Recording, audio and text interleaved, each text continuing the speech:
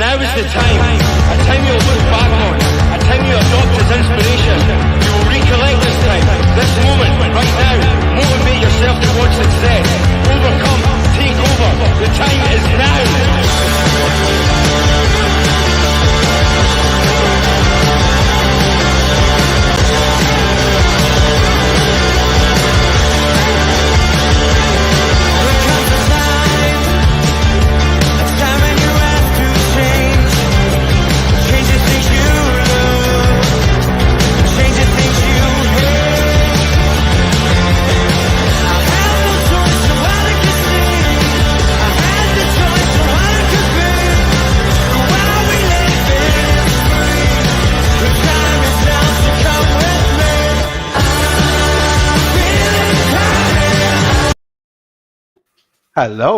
Hello everybody. How's things?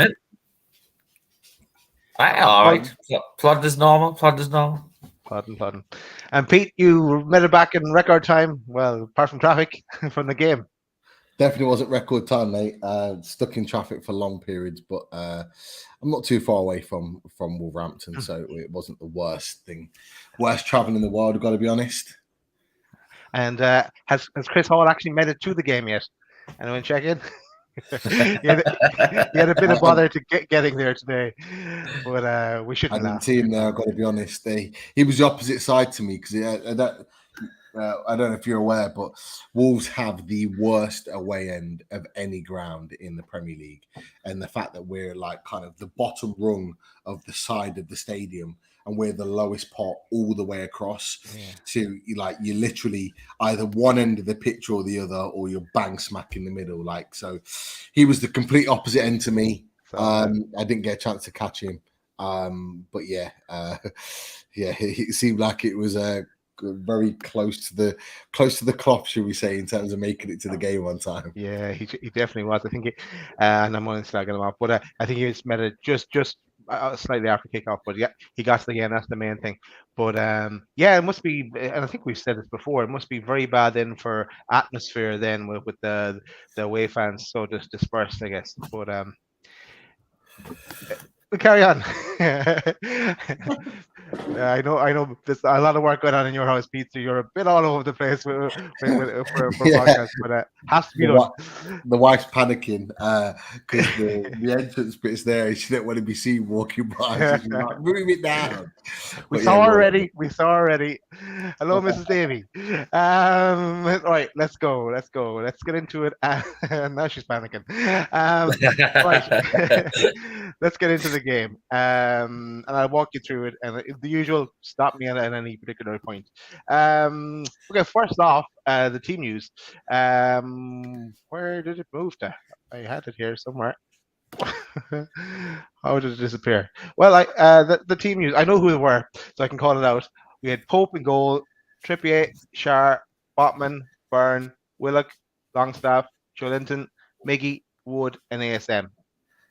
So that was our lineup, and the big talking points is, first of all, the one that we've been talking about since this morning was before when we got up, it was like no Bruno. There's a potential for Bruno not to be in, and that was kind of debated whether he was in or out, and then we got final confirmation with him not coming off the team bus, and there's no sign of him. And then, of course, with Wilson being injured, we were all looking forward to seeing Isaac make his debut, but the international clearance didn't come through for him.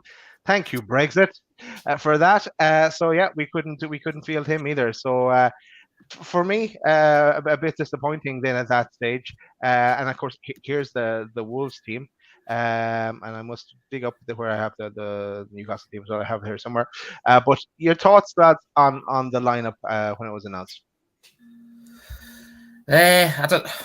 It's a tough one because obviously I think there was so much potential disappointment. Obviously, there was rumours going on this morning about Bruno being in there, and it was already going to be a tough game with him in the team.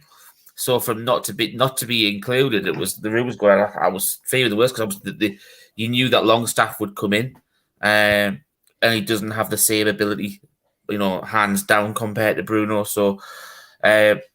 the back four's picked itself really for the last 3 games anyway. And obviously you look at the rest of the midfield players. We've got obviously Shelby's out, so obviously with Bruno being out, pretty much the 3 that are there are the 3 that really make it up. That you could have had an argument to possibly put Anderson in there, because obviously we've lost a little bit of a creative aspect in there.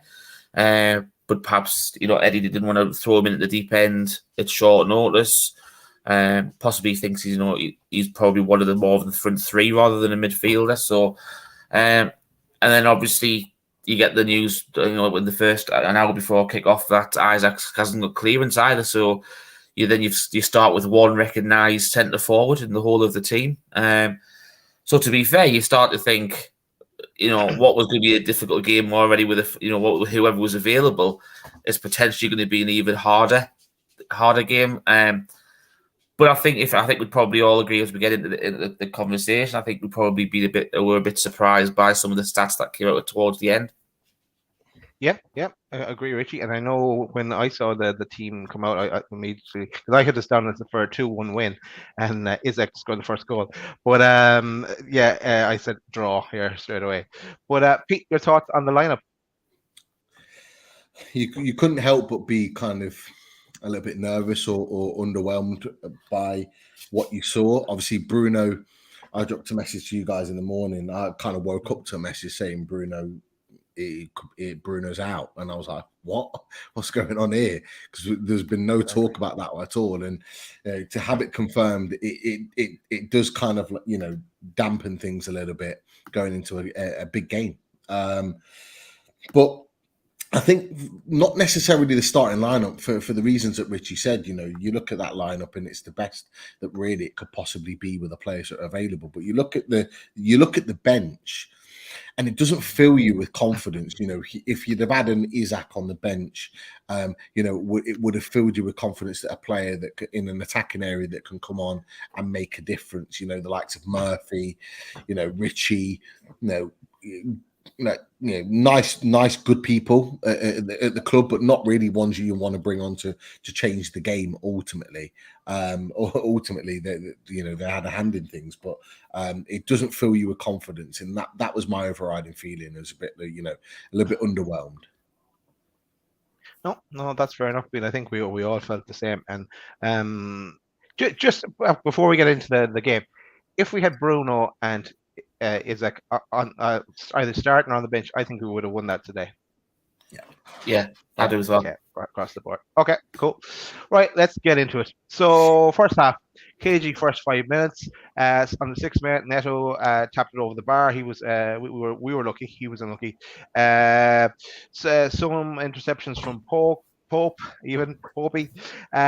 Then on the 11th minute, Willock had a shot. There was a bit of a scramble in the box. He should have really scored then at that stage, Willock.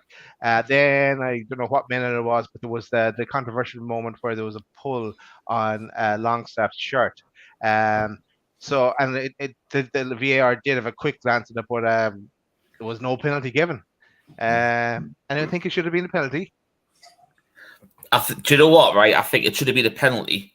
But what's more concerning is the fact that it wasn't given.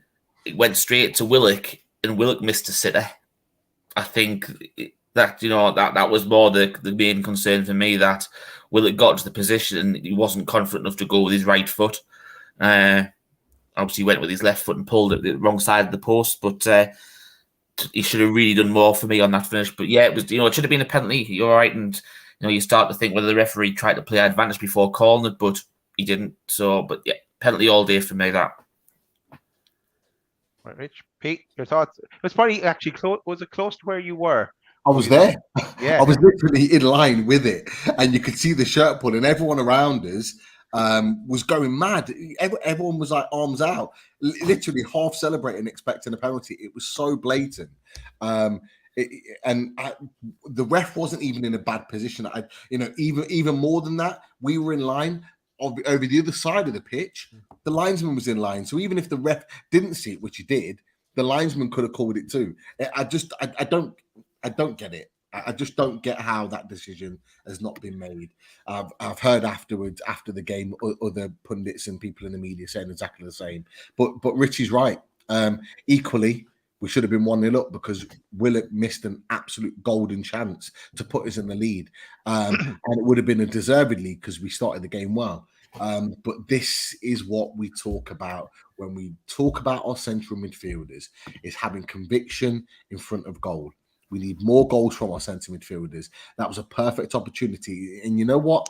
It's not the first time that Willock's missed sitters. He's had opportunities. And it's something that he needs to work on, is just having that calm and conviction in front of goal when the ball drops to him. Because I think he's hit it quick because he thinks he's going to get tackled or someone's close to him. He had time to compose himself, set his feet and hit it, but he didn't. It was all very much rushed. And Willock's not good when he's rushed on the pitch.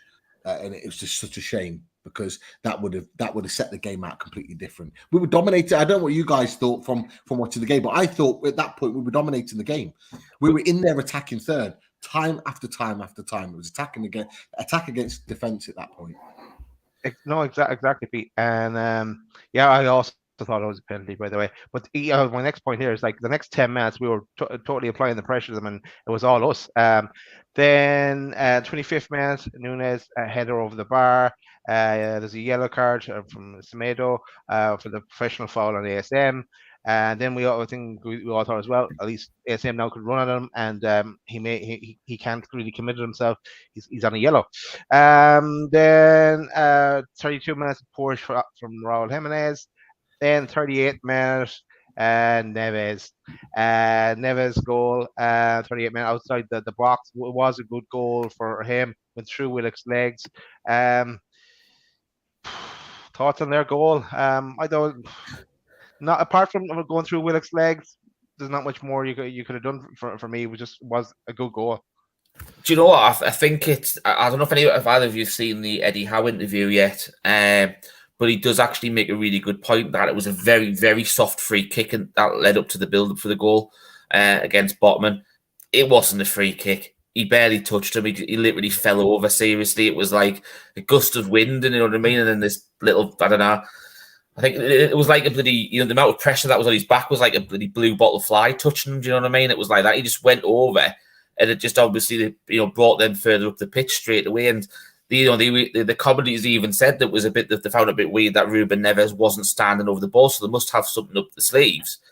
Obviously, he wasn't involved directly in the free kick itself, but then obviously the ball came out, they recycled the play. From him, he went out to the right, went over at the far side, and obviously when he's got that sort of space outside the box, it's hard. You could turn around and say obviously Willock's really unlucky for the ball to go down to his leg, through his legs.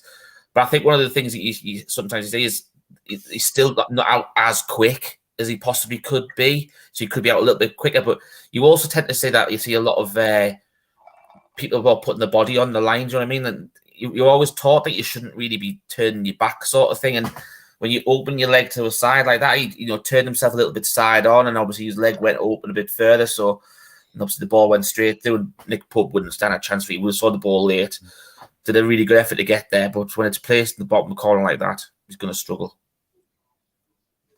I haven't got an issue with Willock in terms of it going through his legs. It happens. It happens, when you're looking to close the ball down, that kind of thing happens. You put your foot up to try and block the ball, but it goes through your legs and it goes in. I don't blame anybody in terms of Pope. Pope had no chance because he sees the ball really late. Other than that, I thought Pope was fantastic. But the one thing I have an issue with is Joe Willock's positioning just before Ruben Neves picks up the ball, because everyone's in position. Trippier's manning the left winger. Almiron's inside manning the second phase, so the left back. And then the third man should be Willock manning that centre midfielder. If you look at when Neves picks the ball up, Willock's positioning, Willock is 5 yards too deep. He's been drawn in too defensive. And if you look at where he picks up the ball to where he should be, Willock should be on the edge of the area, but he's not. He's probably in line with the penalty spot. And if he was in line with on the edge of the area, the shot doesn't get off, because actually, even with Willock, where his starting in position is, he does tremendously well to get there and get as close to Neves as he does before Neves takes the shot. But honestly, watch it back.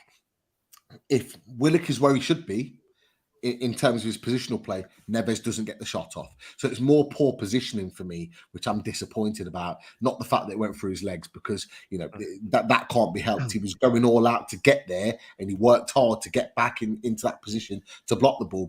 But those things happen. It is. But look, for me, let's not take away. It's an unbelievable strike, and that's what Ruben Neves does. That's what he's built his career on at Porto, at Wolves.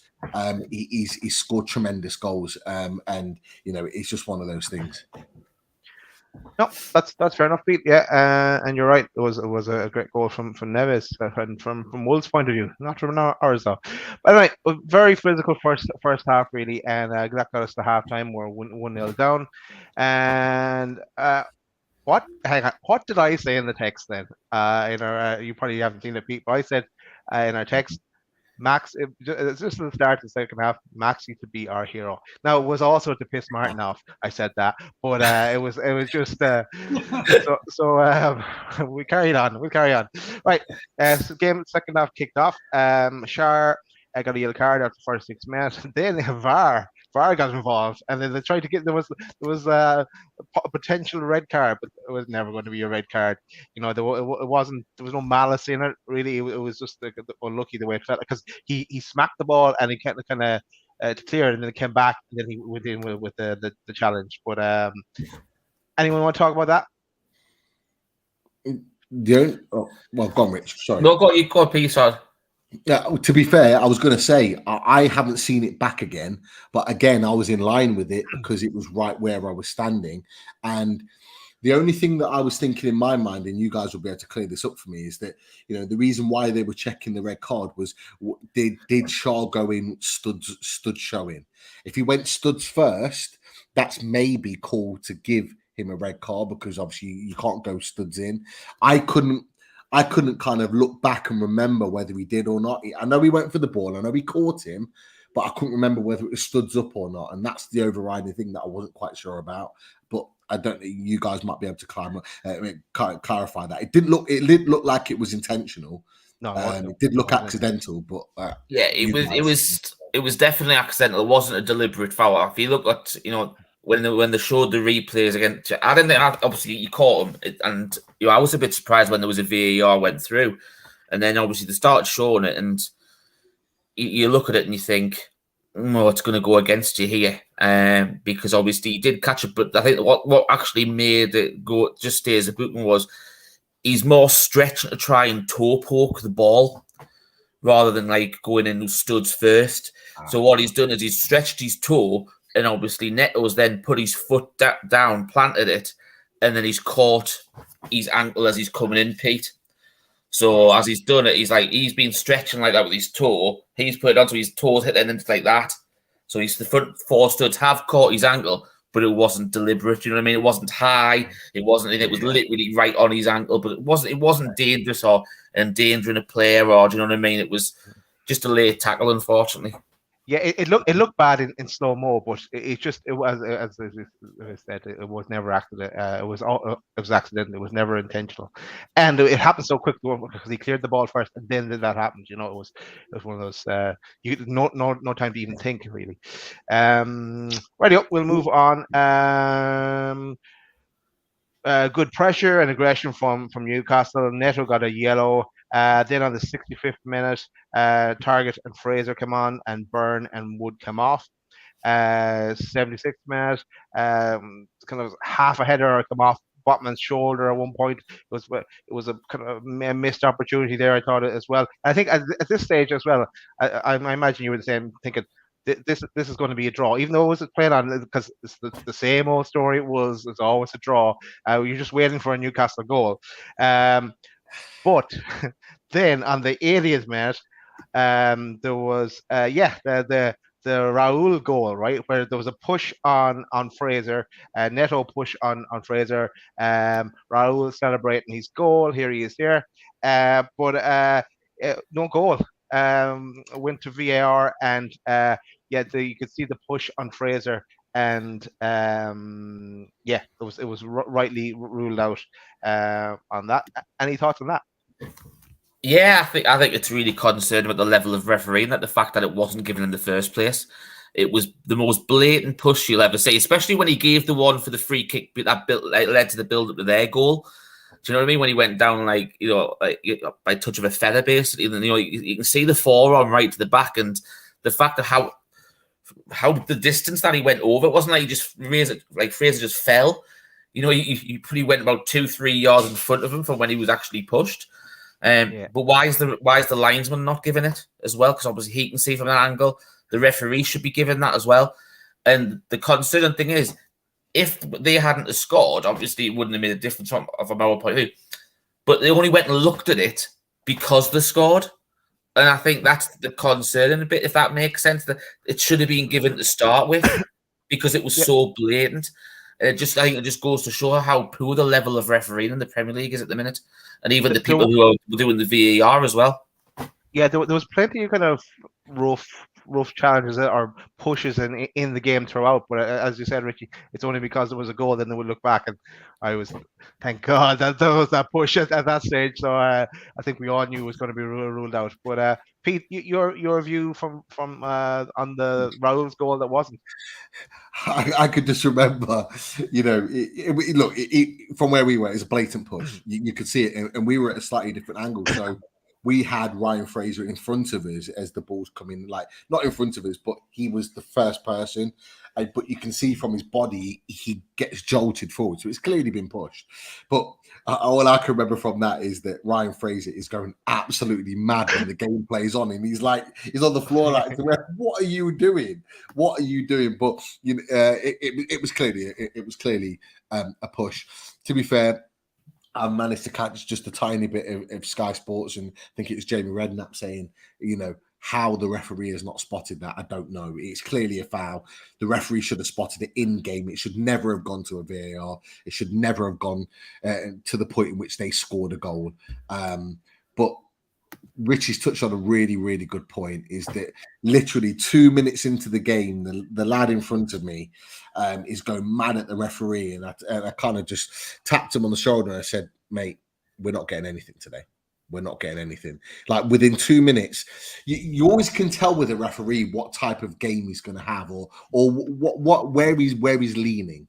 And there were a couple of quite clear 50-50 challenges that he was giving to Wolves in the early minutes, or there were a couple of half decisions that should have gone our way and weren't, and quite easily could have. And I just thought, we're not getting much today. There were a lot of fouls, a lot of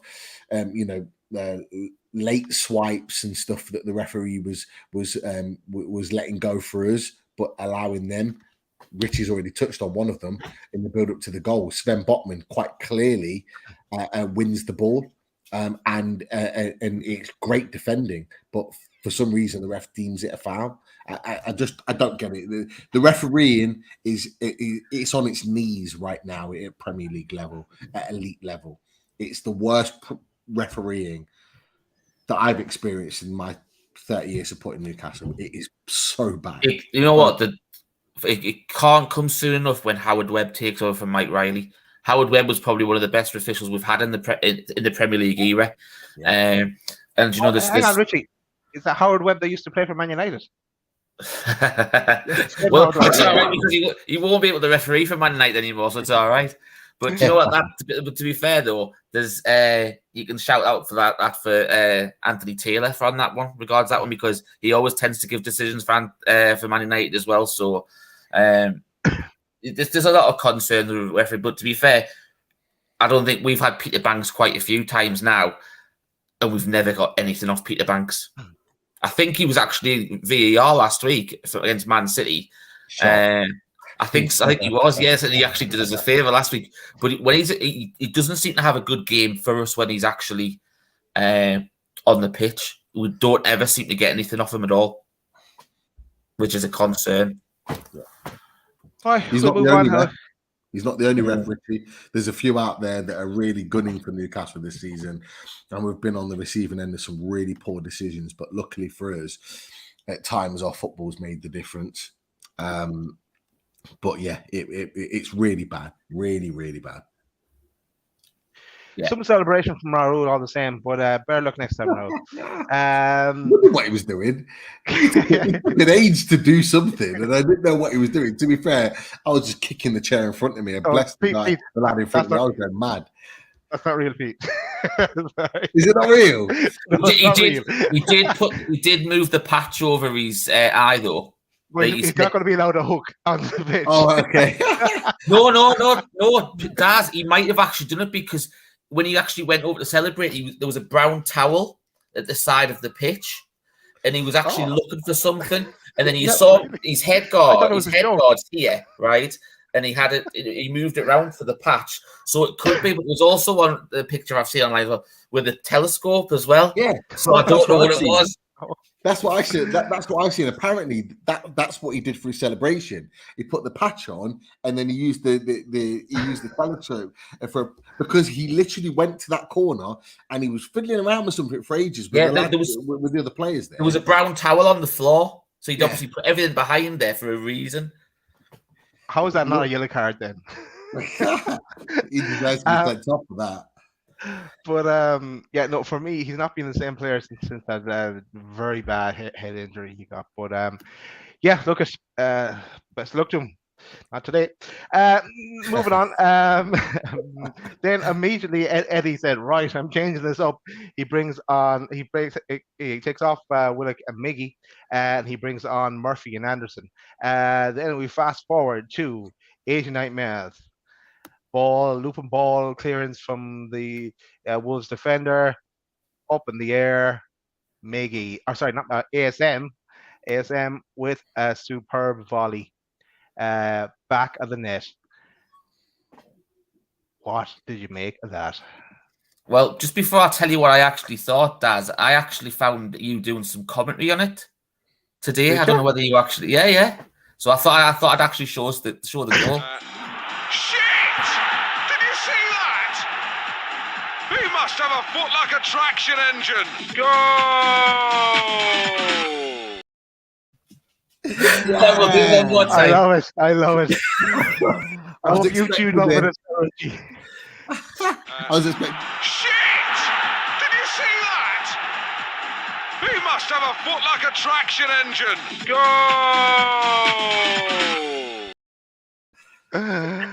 Go! Brilliant. Nicely done, Richie. Leads into Maxley's goal. Love it. So, your thoughts on the goal, lads? Well, to be fair, obviously, you've got to look at it was a ball played up the right-hand side, and to be fair, Murphy made it just a complete and utter hash of it. He should be really trying to hold the ball up, not trying to. He's never going to flick it over. He hasn't got the skills of Bruno to flick it over a man and then run on the other side of it and get it. I think all you got, it's basically Chan's made an absolute hash of the clearance, but the technique and the control, everything that Maxi does, it's like Eddie Howe said in his interview after the game. He says you can see from how high that ball's coming. He says, I know Maxi's going to shoot, but I'm just waiting for it to go over the bar because there's so much that he has to do to get the connection to keep it down. So you'll probably not. We seem to be scoring absolute worldies this season.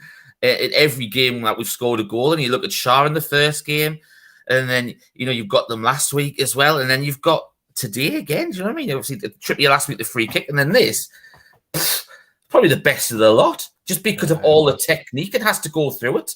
It's on the volley as well. It's just absolutely sweet as a nut. I think if you look at August Premier League Goal of the Month content, I think we're going to have 3 in there. It's just seriously, it's just. That's an exquisite finish. You cannot ask for more. Well said, Rich. Pete, opted into the pitch for you probably at this stage. Yeah, it was just like, what the fuck is going on here? Like, it's just unbelievable. Like, I remember as the ball gets played over, The old bleepy bleep. When the ball goes over to Murphy, I'm cursing Murphy at this point. I'm thinking he ain't getting there. I'm literally saying it out loud. He's not getting there. He ain't getting there. Oh, he got there. Fair play to him. And the ball comes over. Like, shit. Fucking honestly, I swear to you, the away end just erupted. I had guys from 5 rows behind me end up in front of me, hanging over the front, going absolutely mad. I've bless them. I've had two older women next to me that I'm having to hold up because the guys are just falling forward because we just did not expect that to hit the back of the net. Because at that point we hadn't really put Saar under pressure in front of goal. We dominated possession. We created little openings, but not anything of that note. But Alain Saint-Maximin does what others on the pitch can't do and brings moments of magic to the football pitch. And that is exactly what he did. There's no other player in the team that played on the pitch at that point that could have scored that goal for Newcastle United. It was just a fantastic strike, unbelievable strike. And it was a pleasure to see that live. It really was. Yeah, do you know what I think the interesting thing that I saw was after the game, and then Bruno Lage said that we scored a lucky goal, right? And that to me, I thought that was, like, yes, okay, you can call it a luck because the clearance was a bit of a poor one, but the technique and everything for Newcastle to score, obviously, as you said, Pete, it's a bit of magic. It really is. But surely you could turn around and say about their goals pretty lucky as well, because if it hadn't gone through his Willock's legs, it wouldn't have been a goal probably either. So is that not a lucky goal for Wolves? Sour grapes, mate. Sour grapes as well. I saw the Neves interview as well. Sour grapes, right? You only have to look at the stats, and I'm sure you're going to throw the stats if not already. It's very clear to see who the better team was on the pitch. Although we were frustrated in the final third for 95, 98 minutes, however long it was, it was very clear who the better team was.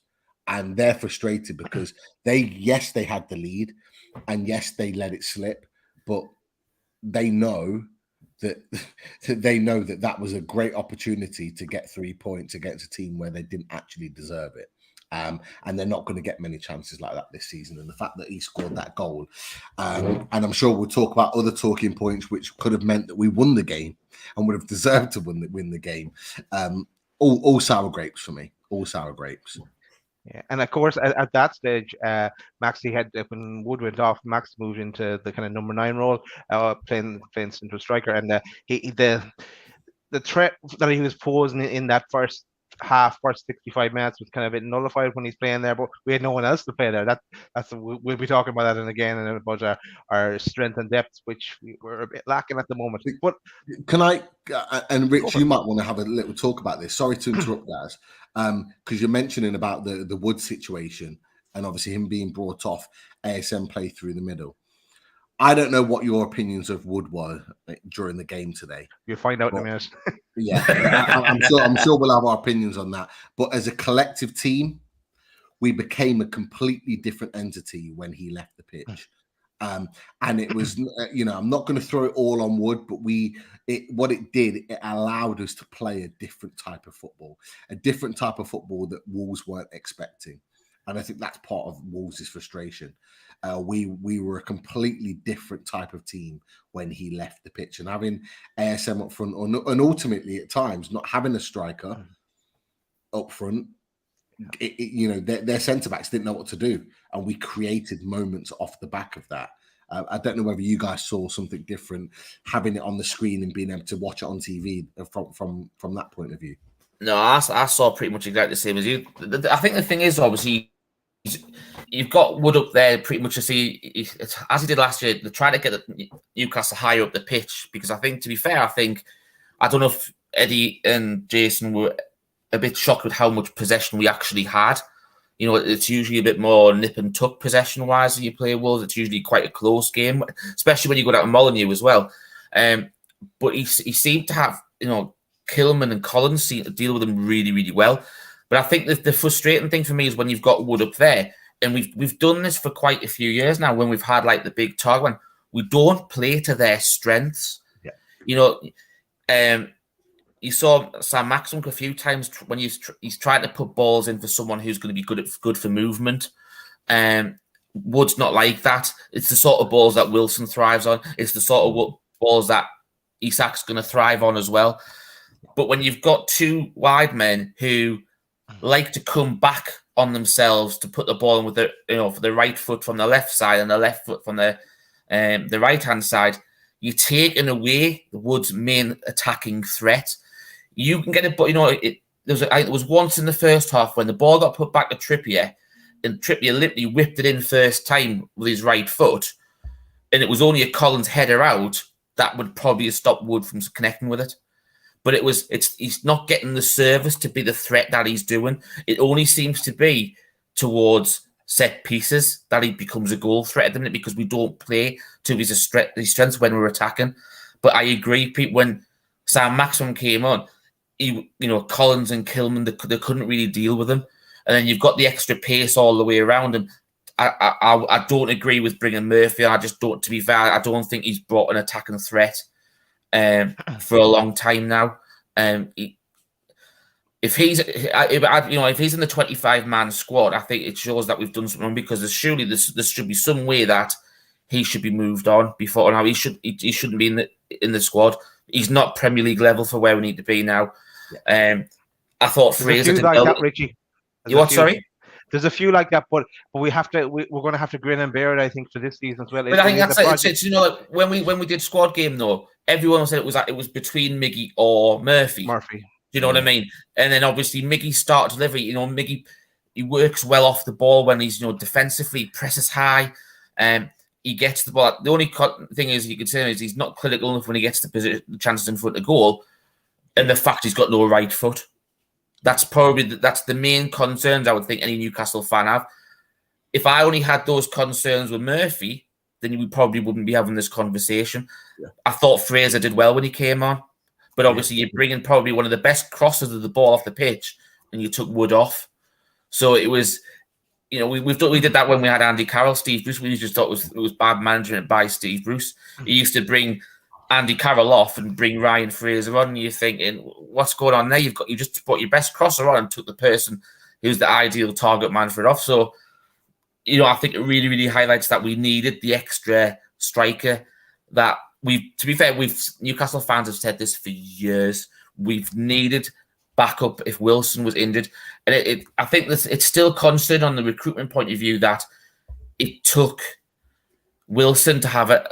If it's a slight hamstring strain that he's got, it's 3 to 4 weeks instead of, but Newcastle to really pull the trigger on a main front man for that injury to happen again. They've even talked, they were still, hoping to go forward with Wilson being the main man, and then have someone who could potentially play there. You've mentioned a couple of really good points, Richie. For me, first and foremost, the Murphy discussion. I think you've made a really good point. I've said this to Chris. When he's had a chat about transfers and stuff, and I've been adamant. The fact that we're looking for a right winger, someone that can play right wing, says to me that once we get that guy in, I think they'll look to get rid of Murphy. I think they'll move Murphy on. I think Eddie Howe has seen enough from Murphy in pre-season to say that he's not at the level. And I think he's naturally going to bring him on because he's got pace and he can stretch defenders. But actually, in terms of the quality that you've talked about, you are absolutely right. He's not Premier. For me, I don't even think he's Premier League level. I don't. And this sounds really harsh. It might seem how harsh on me. People in the chat might feel differently. I don't think he's Premier League level. I think he's kind of mid to top end Championship level. And it's really hard. He'd probably do well to go back to Norwich. Yeah, somewhere like Norwich where he'd be regular. He'd play Premier League football maybe for a year, come back down and play Champions League football, Championship football at that level, and he'll just move. There was a few West Brom players over the years that have done that. That have gone back and forth. He's that type of player. The second point is a kind of a really good one in terms of you talked about in terms of strikers, and having those replacements, with Callum Wilson, and this is just my opinion, I think Eddie Howe has, because he knows Callum Wilson and because he knows it's such an important year for him in terms of making the World Cup and whatever, I think Eddie Howe has took a risk. I think Eddie Howe's took a risk going into the season by saying, I want you to be my main man.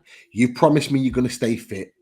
Show me you can stay fit and you will play as our main number 9 and you'll be the main man. Because I think there's people probably around him that have gone, we need a backup. We can't trust that he's going to stay fit. We need a backup. I think Eddie Howe has gone with his own instincts and said, right, you are the man. And now once he's pulled up with his hamstring, I think other people around him have gone, this needs to be sorted now because we're 3 games in. Everything that we've been saying, 3 games in, now pulled up with a hamstring injury. Eddie Howe's playing it down in his press conference on Friday, saying 2 weeks. Other people are saying 4 weeks. We're not in a position to mess around with that because we need a striker. Clearly, we saw today we need a striker that can play the way that this Newcastle team is going to play. And I think he's been pushed into this. He's been pushed into making the decision. I do think that Isaac is the man that he wanted. Yeah. I think Isaac's the man that he wanted to be that guy. But I think this was going to be a plan for next season. I think Isak was going to be the guy that they wanted to bring in next season to say, right, you're going to be the guy that we take forward. And Callum Wilson, you've had your year, you're going to play a bit part. I think they've had to rush it through a little bit earlier because of the fact that Callum Wilson hasn't held up. And everyone's talked about it. Everyone's talked about the fact that he cannot stay fit, and this has been forced upon him. And this is why I said when me, Daz, and Chris did the kind of reaction to Isak signing, this is why I think that Isak will be the main man, because you don't bring a guy in for 58 million and have him sit on the bench. You just don't. You don't have it. And I think this is going to be a case now where Eddie has going to sit down with Wilson and say, I know I promised you you're going to be the main man, but you can't stay fit and we need to be pushing for top 8 because he can't. Look, he can't mess around. Eddie Howe cannot mess around with this. And the reason being is because ultimately, yes, he's signed a new contract, but his job's on the line. He's got the ownership that are saying, we want top 9, top 8 pushing for Europe this season. He can't mess around with Callum Wilson being, is he going to be fit? Is he not? And to do that, because his job's on the line off the back of that. He can't afford to risk his job on the back of Callum Wilson. There has to come a point where he says, you know what? I've got to think about the team and myself and everything around me and not just you. And I think Isak coming in has been that moment. I want to jump in here for a second as well. I'll take what Richie said about Murphy, and I'll take what you said about Wilson there, Pete. And I want to say, and maybe we're seeing something here now as well, is does Eddie Howe need to be more ruthless, right? We said about getting rid of Murphy, having a backup for Wilson and making promises. One that sticks out for me is Richie. Richie, for me, should have been gone 2 years ago. His time is up with Newcastle. Absolutely brilliant servant for Newcastle. His time is up. And bringing him on for 2 minutes at the end of the game. We have enough leaders already. Like you can bring me on for 2 minutes of the game.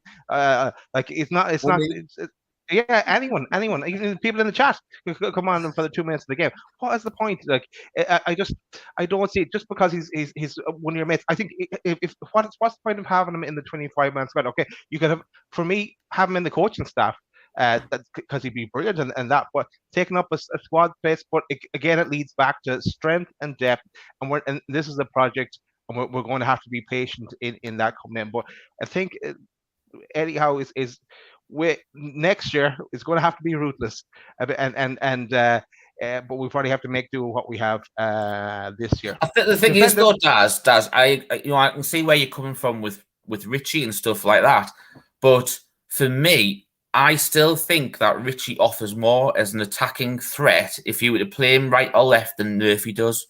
He's got a hell of his delivery of the ball's fantastic. Yeah. He's good with set piece.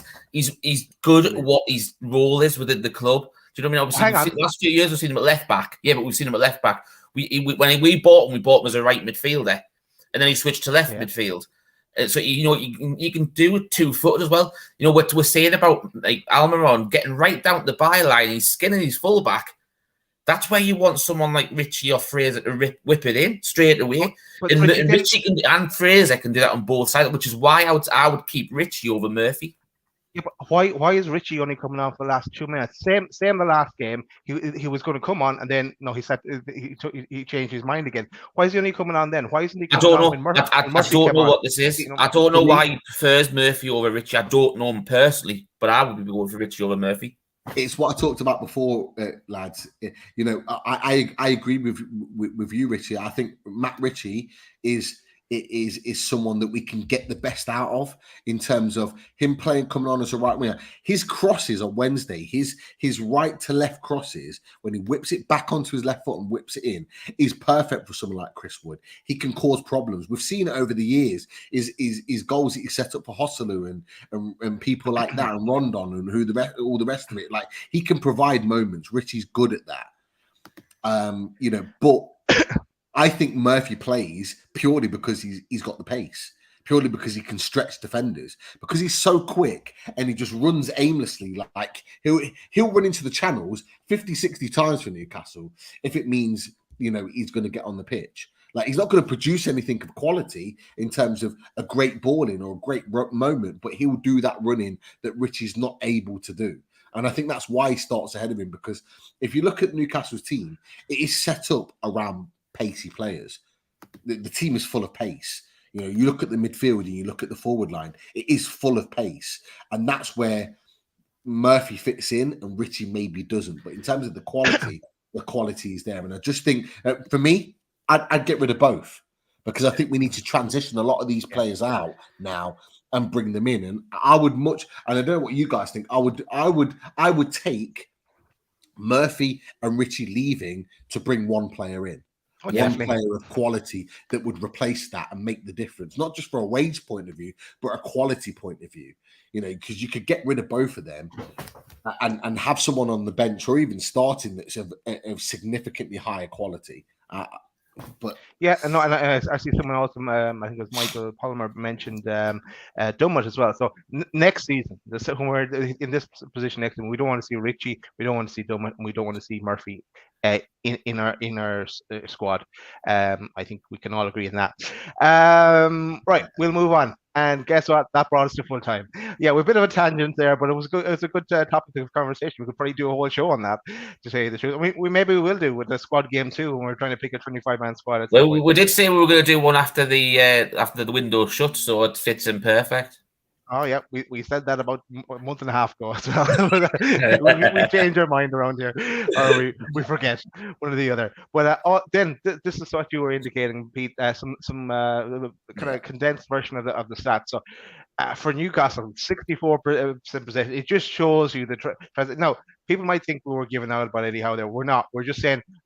Trying to find little points, that tweaks that could make us better, and in time that will come. So we're not actually slagging off Eddie Howe in any way. But if you look at the possession here, we're a totally different outfit than we were this time last year. So that's brilliant to see. And shots well ahead, and just on everything, even corners where we're miles ahead of us. But any thoughts on the stats, lads?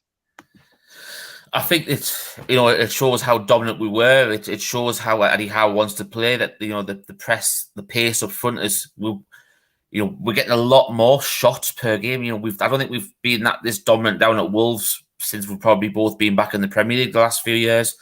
I think we're starting to dominate the teams that we should be dominating, and then we're going toe to toe with the teams that we need to be going toe to toe with the next few years, like as we saw with Man City last week. I think that am I surprised how well we dominated with the people that we had out? Yes, I wouldn't have expected those figures to be as high. Possibly if Bruno had been there and Isak had played there, I think I could see those figures all day long, but I could have also seen us win the game with that extra 2 quality players on the pitch. I'm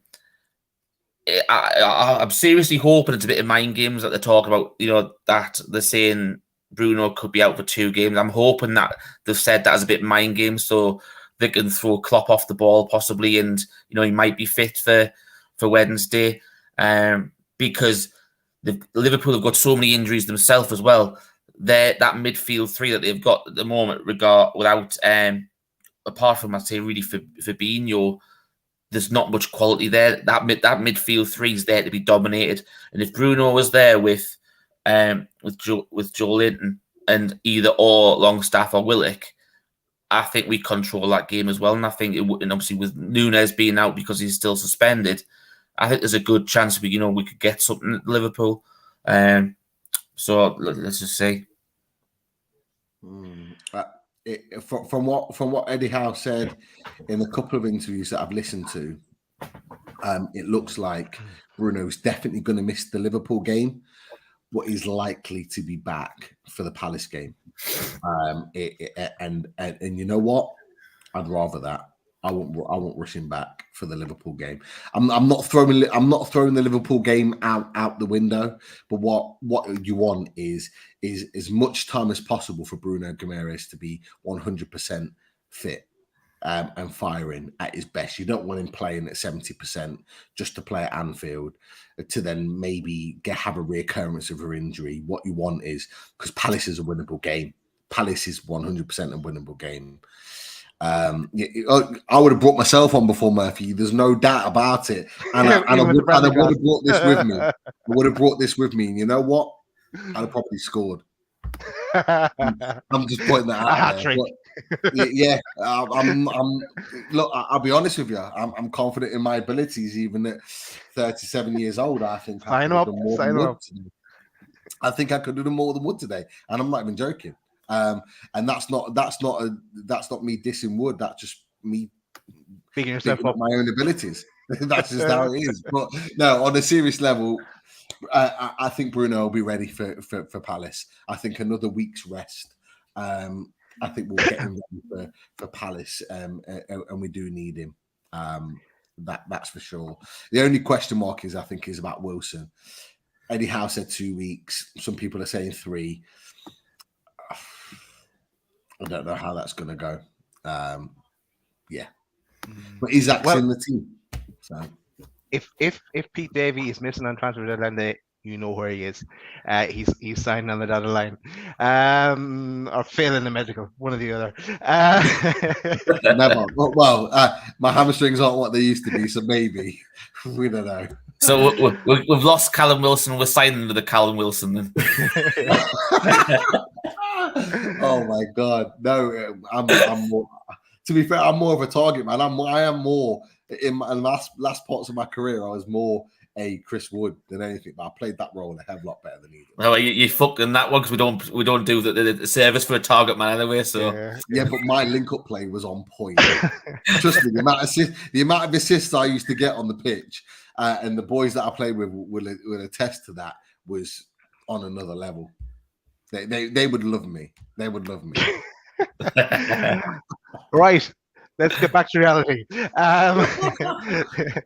Let's go for the ratings.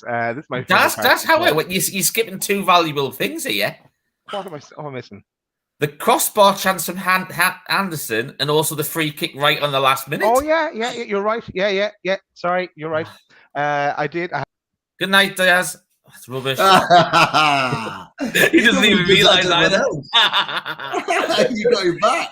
I do actually have them wrote down, but we just went off on so much of a tangent, I forgot. So sorry about that.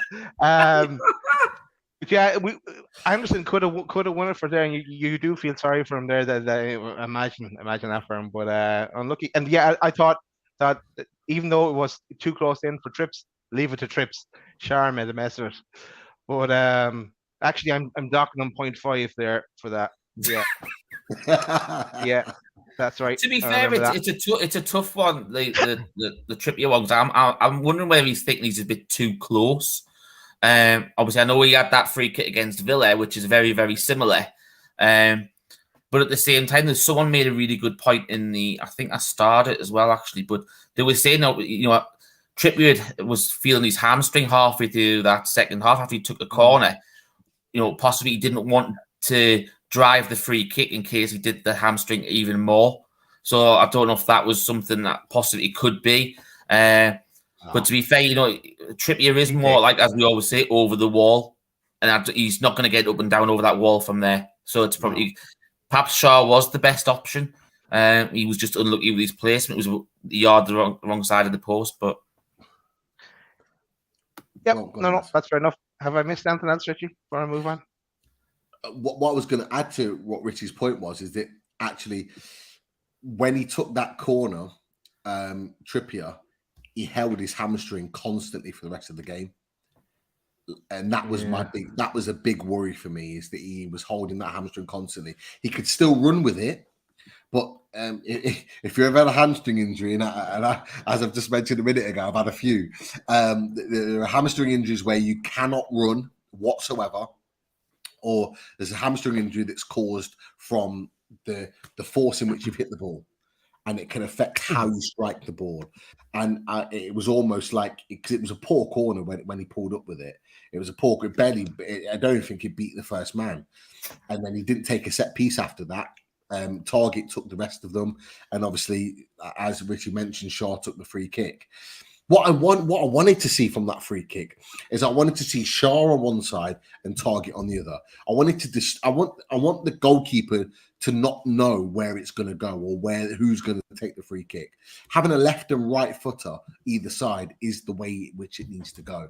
The fact that everyone walked away and it just kind of made it clear that Shaw's taking the free kick, I don't agree with that. You need to cause a little bit of confusion, because that confusion can cause the wall to split. One half goes one way, one half goes the other, which creates a gap. And it also creates that confusion with the goalkeeper. And the goalkeeper, because he doesn't know which way to go, tends to stand still. And it can create an option. I mean, ultimately, it turned out to be a poor free kick, and it was well wide. But that's just one of the things that I want us to improve on as a team of set pieces. I don't know what you guys think, but our set pieces weren't good today. The deliveries and the qualities of our set pieces were not good.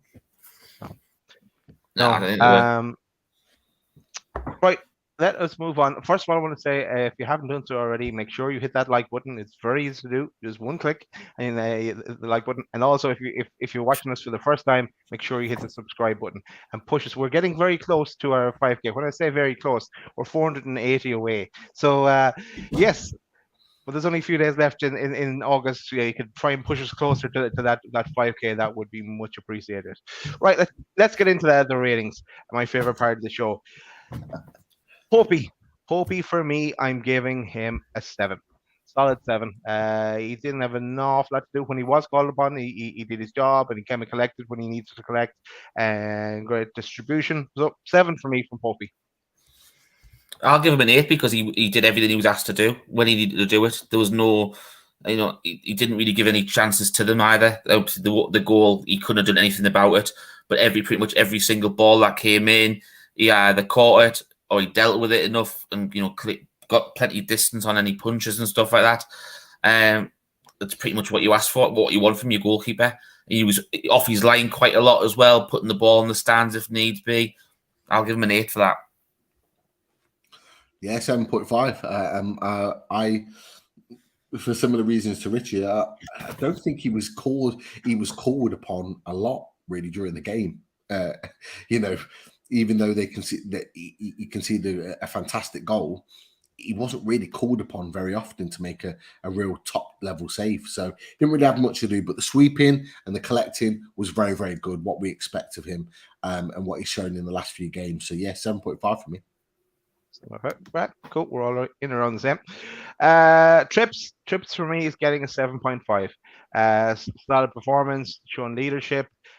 Played through the pain barrier, I imagine, as well a bit with that slight injury. Will be interesting to see if he's going to be out now in any shape or form. But 7.5 for Trips.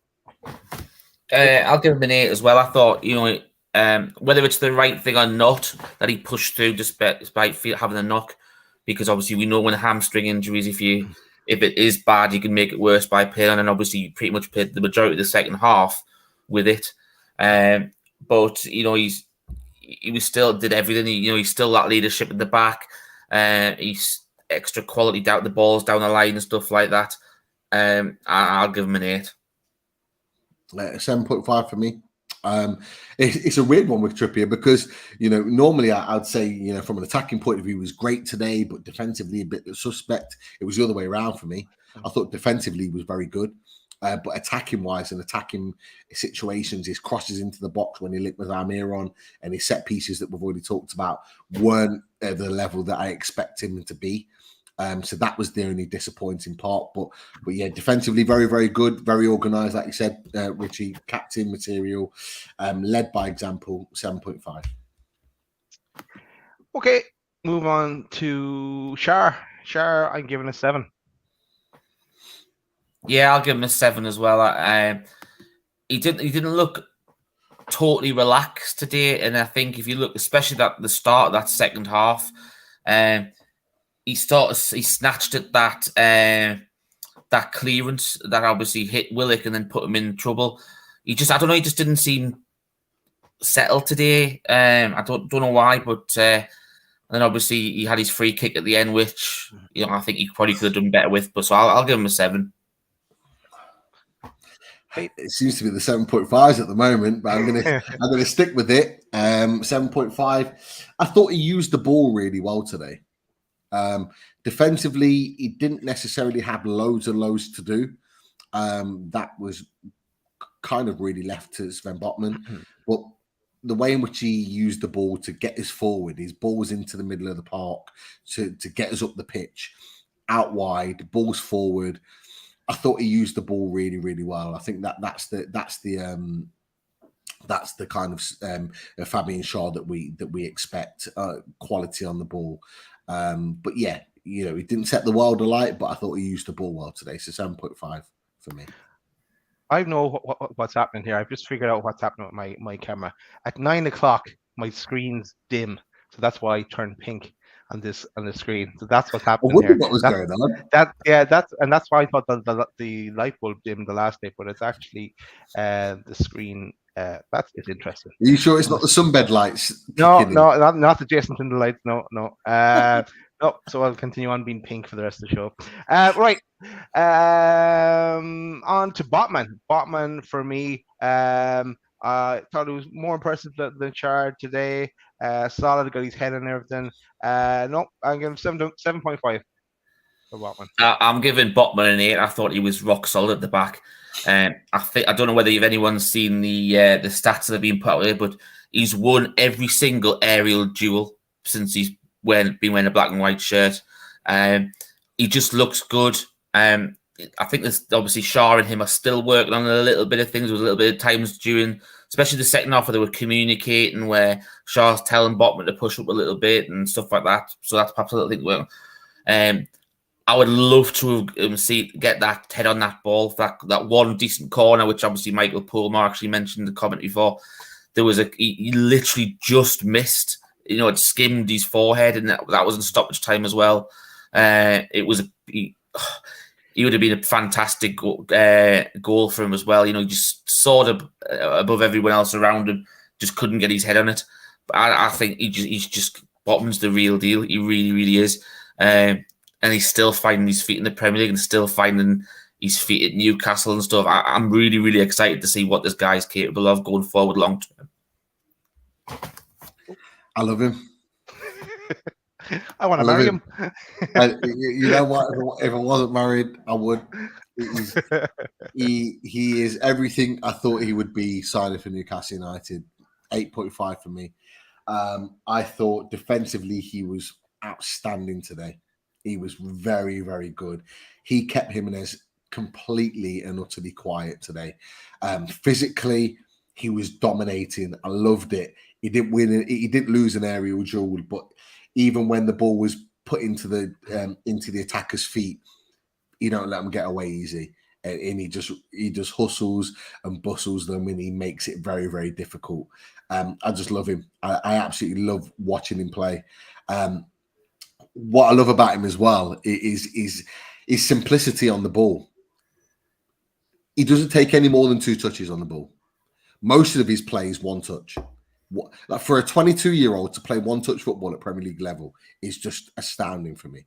It's unbelievable. Like he plays everything 1-touch, 2-touch football, One touch, bang, it's out. It's in a position. His switch ball plays is of a Van Dijk level. Like he used to. You know what? I actually think it's more like a Hullet level. Yeah, when Hullet used to do it. Yeah, you could put him on alongside that top level, but we're talking about 3 Dutch centre backs there, or midfield stroke centre backs there, that are very, very good at that type of style of play. He's such a good centre back. I don't think we realise how good he is, and like you said, Richie, it's going to be really interesting to see how it unfolds. I think he's got the potential to be better than Van Dijk. I do as well. I really do. I just think he's brilliant. I think what he showed today in glimpses, particularly in the second half, is that some people mentioned before he signed that he's slow.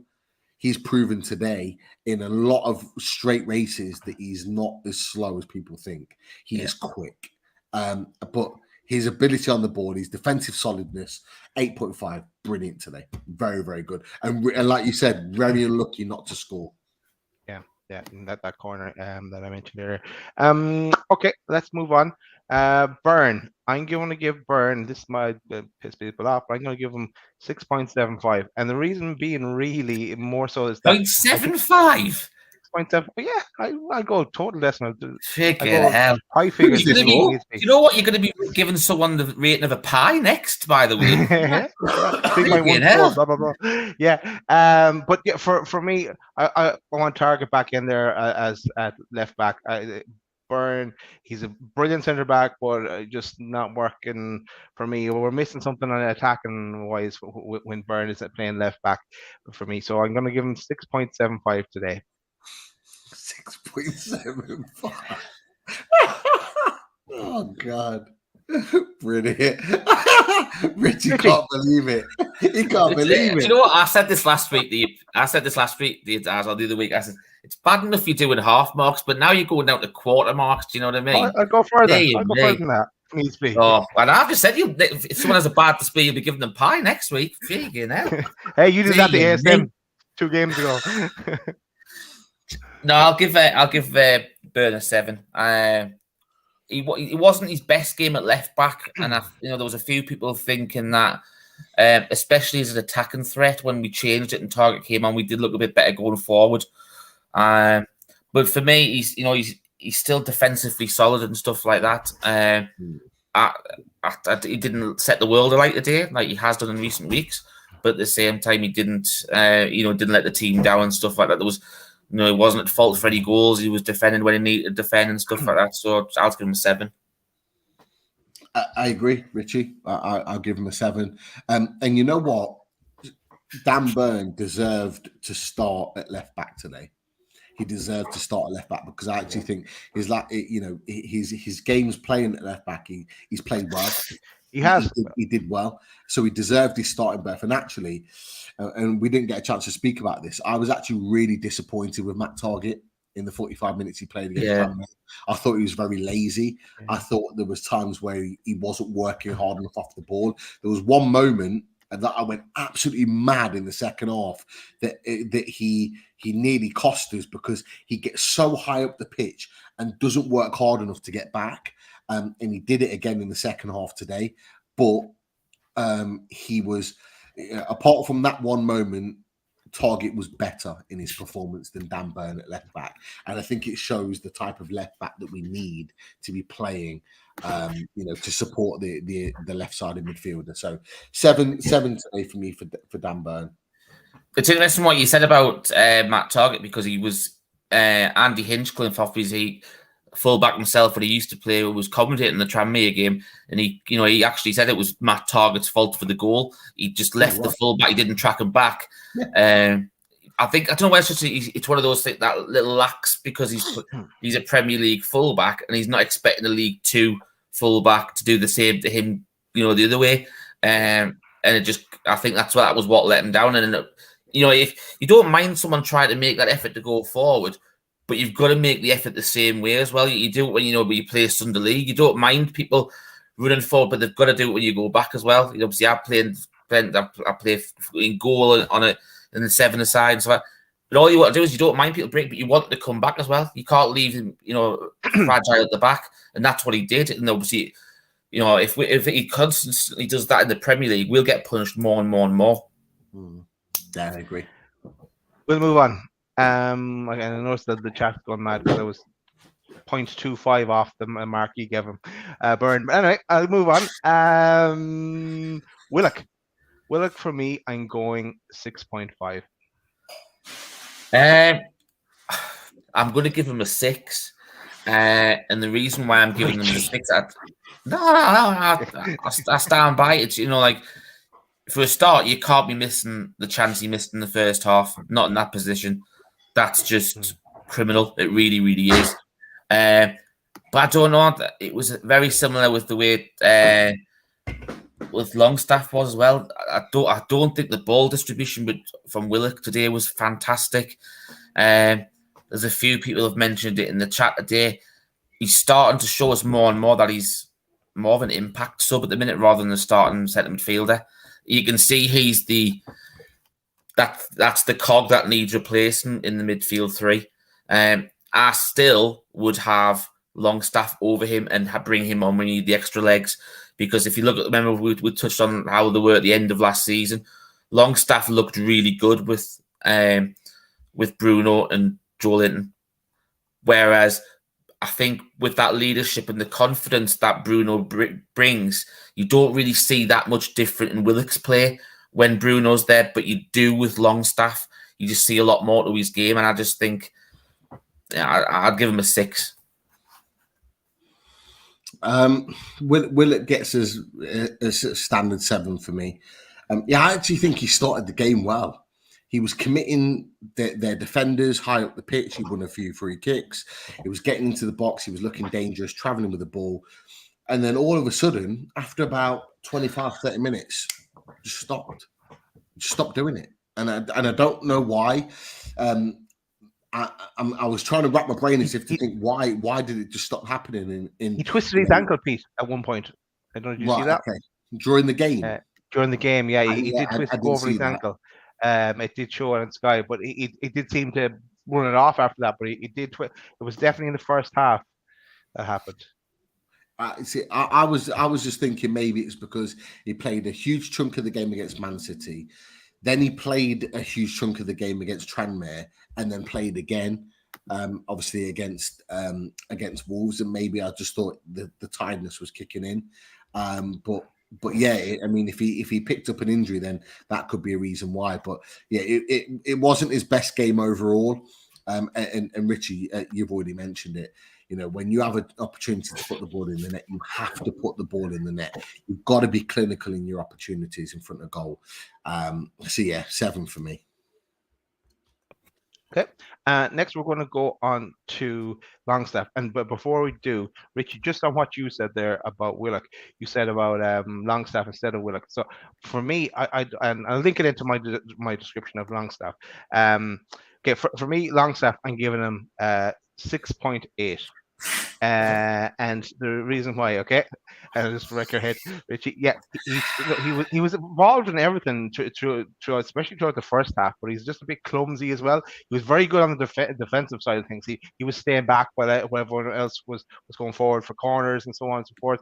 But and he did some great defending. But in his offensive play wasn't happening. So when you were saying there, Richie, about changing him Willock for Longstaff, I wouldn't have him in the attacking kind of role, more the defensive kind of position for me. Yeah. But I'm saying, yeah, you're going to agree with that. Okay, cool. But 6.8 for Longstaff for me.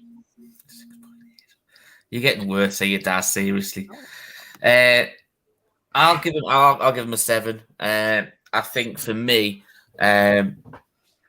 his ball distribution was what let him down today. His battling was always there. He's helped out defensively, as you said, Daz. He was defensively more solid than he was.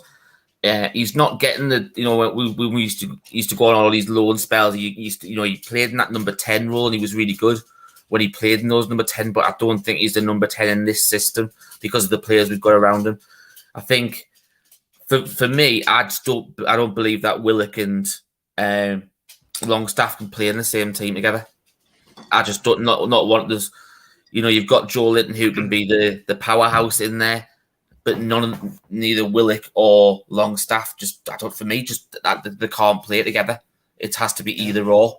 And that highlights why we need another centre midfielder. But I would still be picking Longstaff. Yes, he was 7th today. As I said before, didn't set with Dan Burn, didn't really set the world alight, but he does look better when he's got Bruno with him. Great.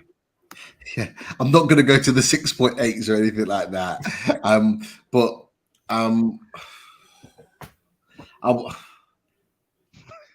going to give Longstaff a 6.5.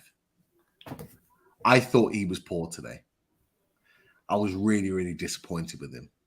He gave the ball away more than any other player. And I might be proved wrong stats wise, but it looked like to me he gave the ball away more times than any other Newcastle player on the pitch.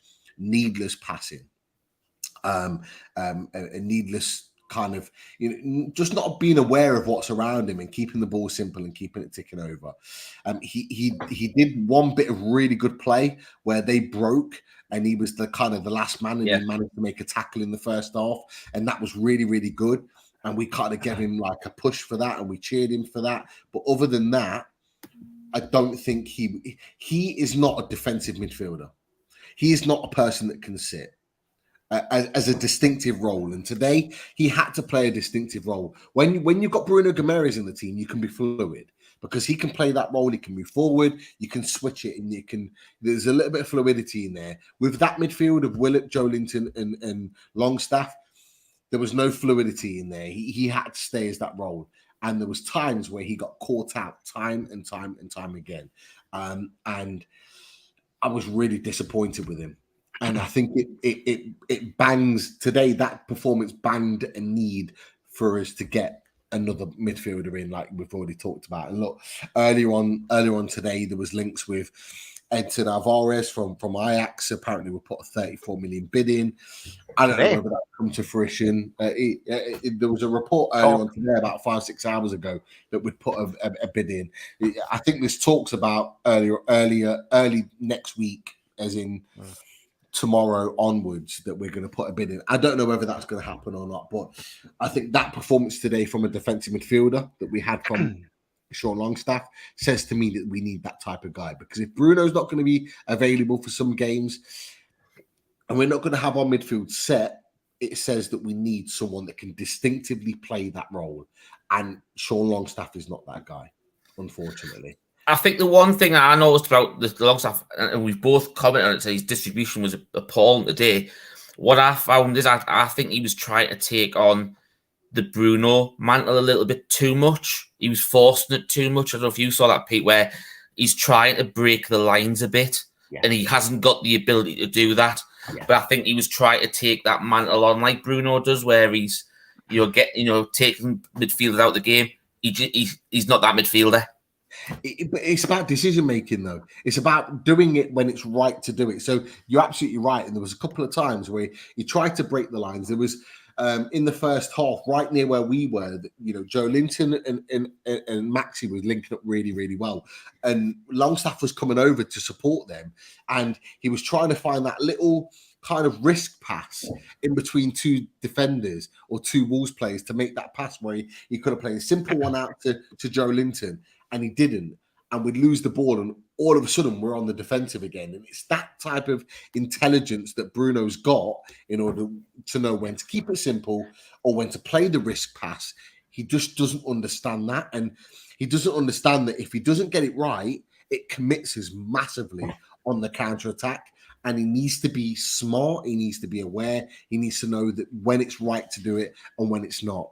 And there was far too many times today where it wasn't the right time to do it, and he did it anyway. In the second half, there was a couple of low-driven passes that he tried to switch play across the field, and they were just winning the ball back. They were like kind of head height. They were just heading the ball back into play, and their midfielder were picking it up in the midfield, and all of a sudden, we're on the defensive again. He's out of position, and it just throws up a load of issues for us that we have to deal with on the counter-attack, just like that. And it's just, it's having that intelligence. And at 24, 25 years old, you would expect him to be better at using the ball in those situations, and he wasn't.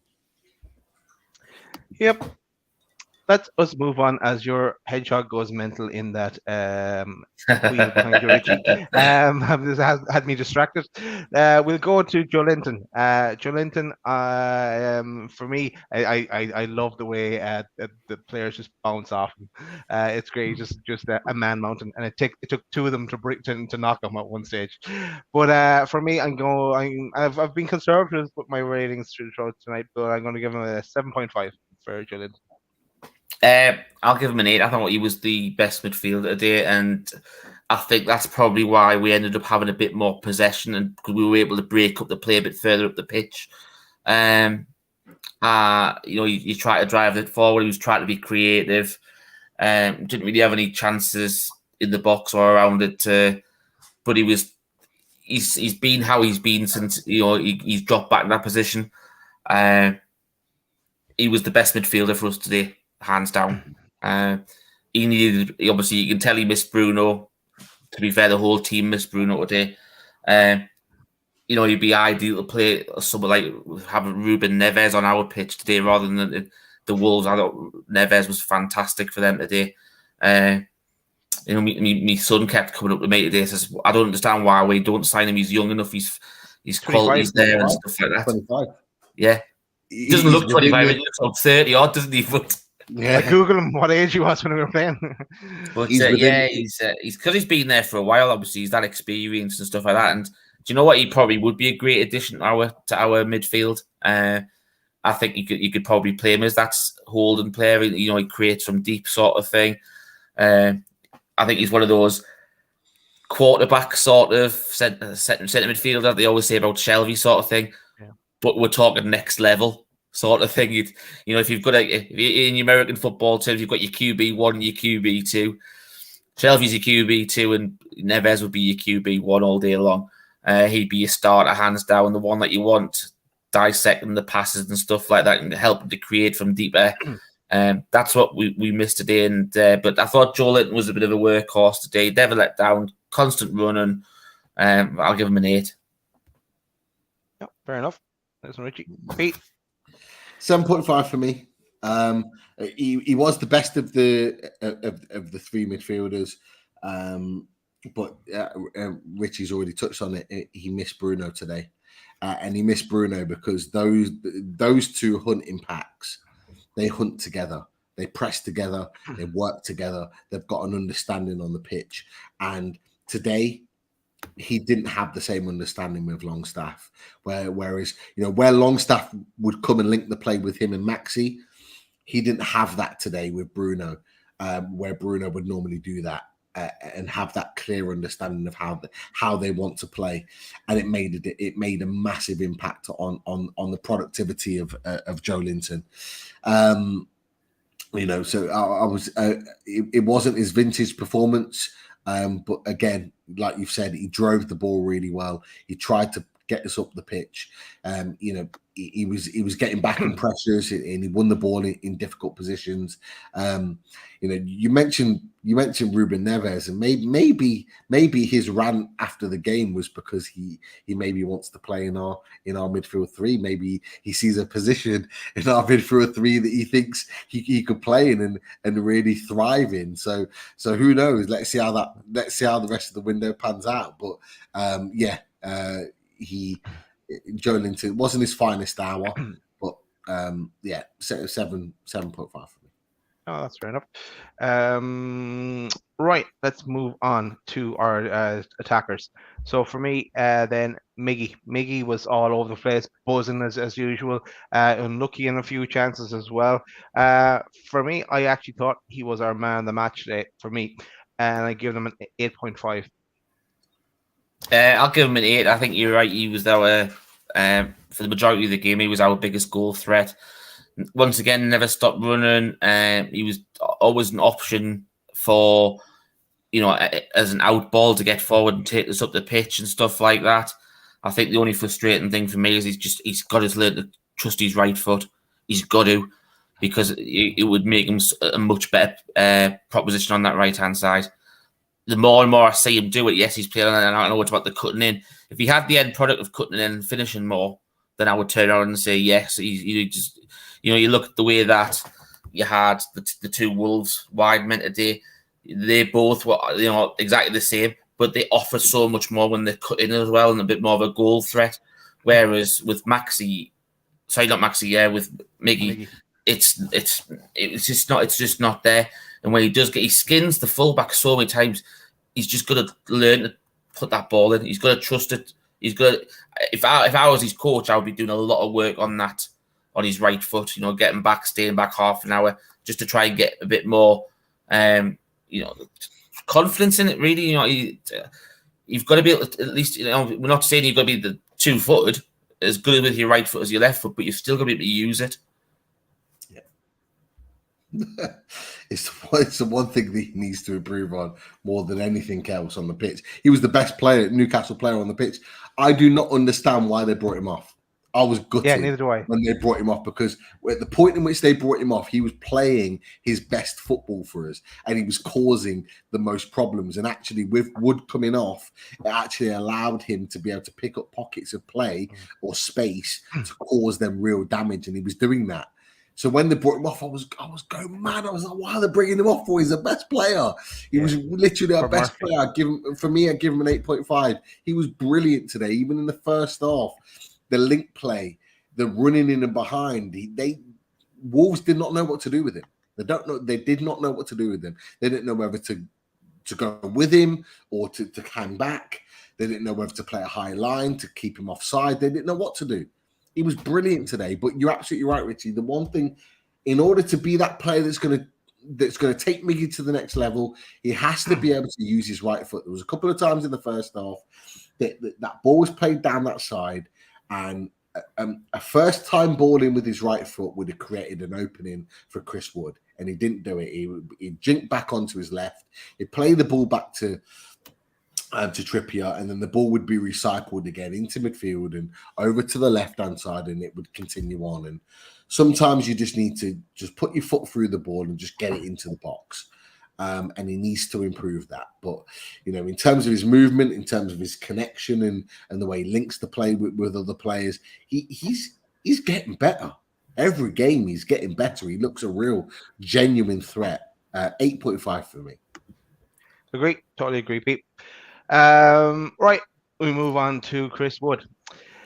For me, I actually upped his rating because he at one stage he there was a free kick and he got his head in the way and blocked a free kick. So I moved him up to 5.5 for Chris Wood. For me, he's not good enough, and he's not good enough to be our third choice striker.